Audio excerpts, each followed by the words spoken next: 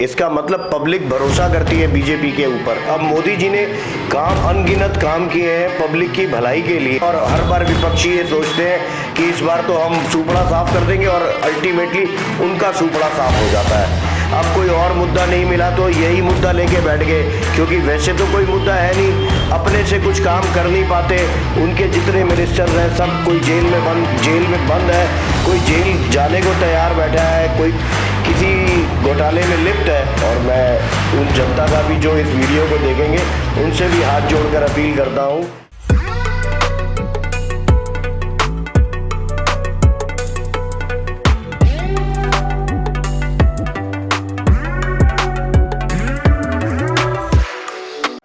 नमस्कार साथियों, आज पक्ष फाउंडेशन के नेता बोले जनता तौले के सेकेंड एपिसोड के अंतर्गत उपस्थित हैं राजीव गुप्ता जी।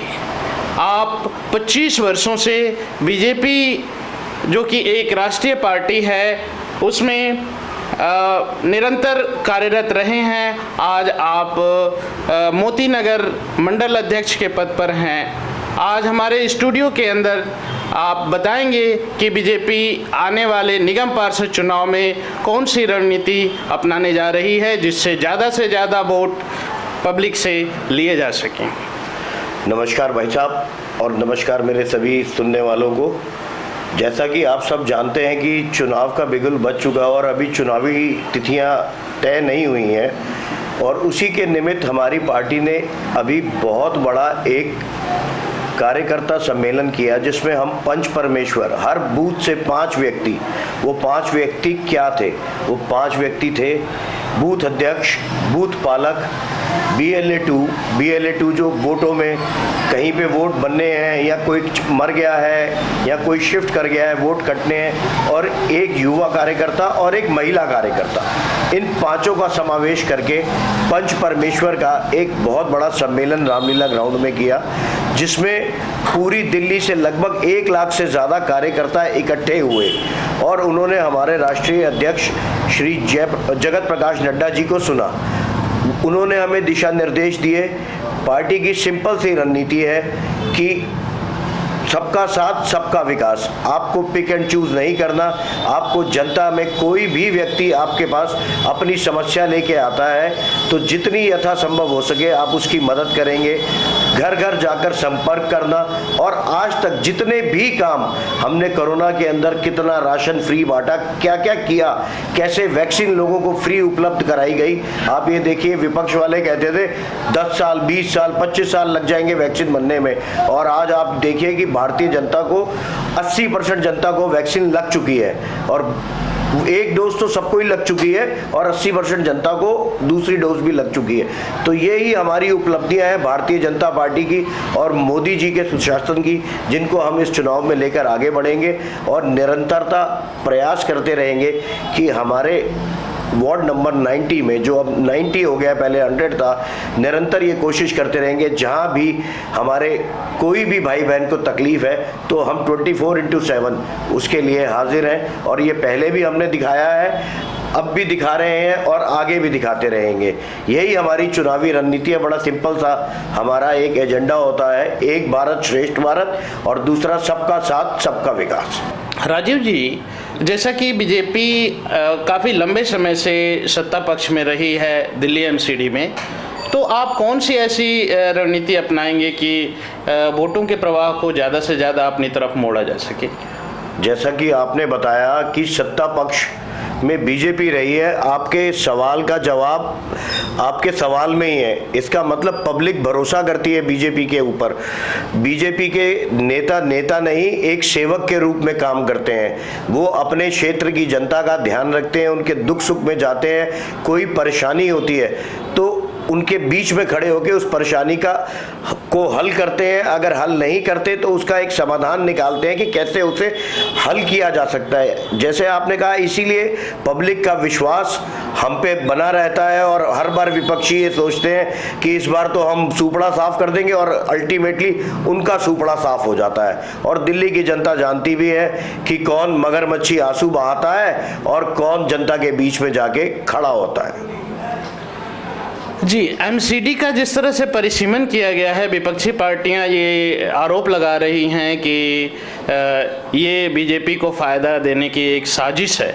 इस पर आपका क्या कहना है?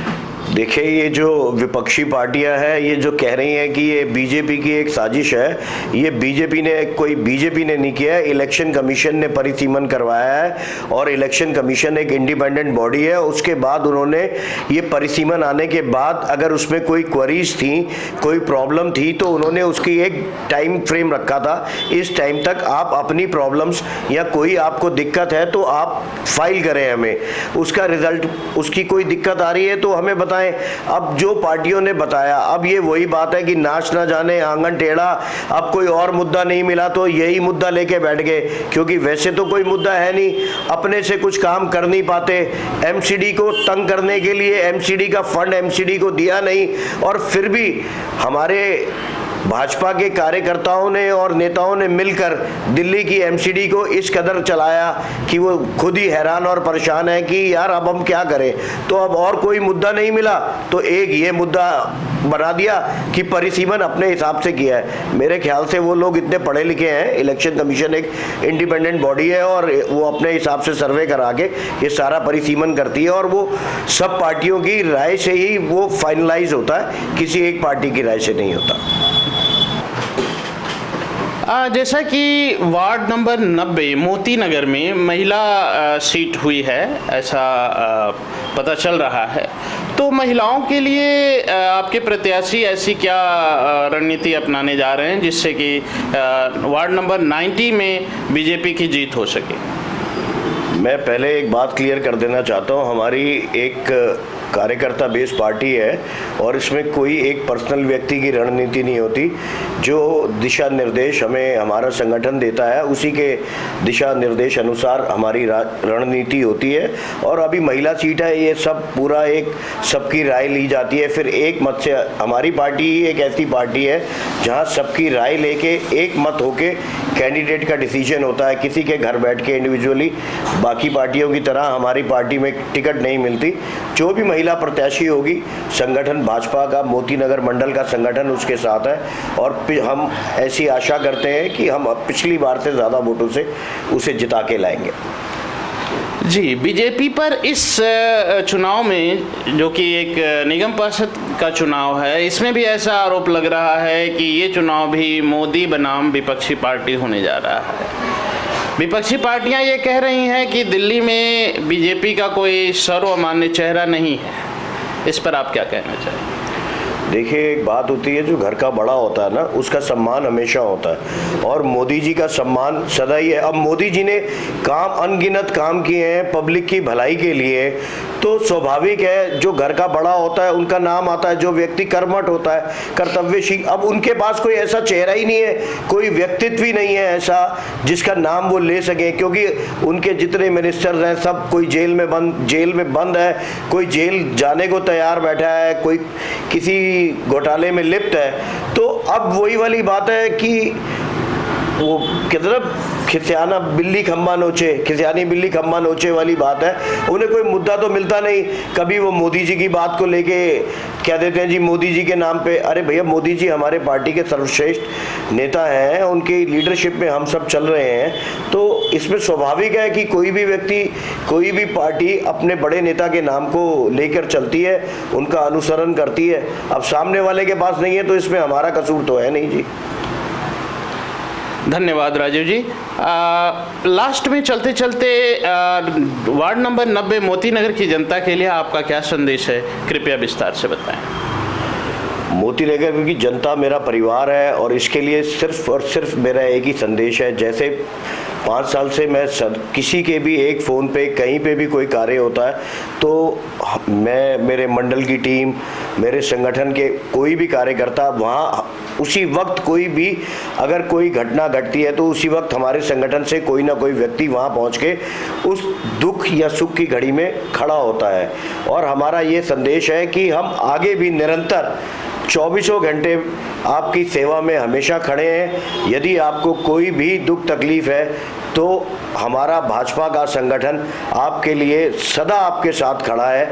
मैं सिर्फ इतना ही कहना चाहता हूँ, आपने पहले भी आजमाया है और अब फिर आपके पास ये मौका है हमें दोबारा ये मौका देने का कि हम आपकी सेवा कर सके। भारत माता की जय। धन्यवाद राजीव जी, आप अपना बहुमूल्य समय निकाल करके आज जनता के बीच आए। आपने अपनी पार्टी के साथ साथ अपनी व्यक्तिगत राय भी रखी और वार्ड नंबर 19 मोती नगर के विकास के लिए जो बहुमूल्य तरीके हैं, जो बहुमूल्य आपका प्रयास होगा, उसके बारे में जनता को बताया। आपका स्टूडियो में आने के लिए बहुत बहुत धन्यवाद। मैं आप सभी का दिल की गहराइयों से धन्यवाद करता हूं।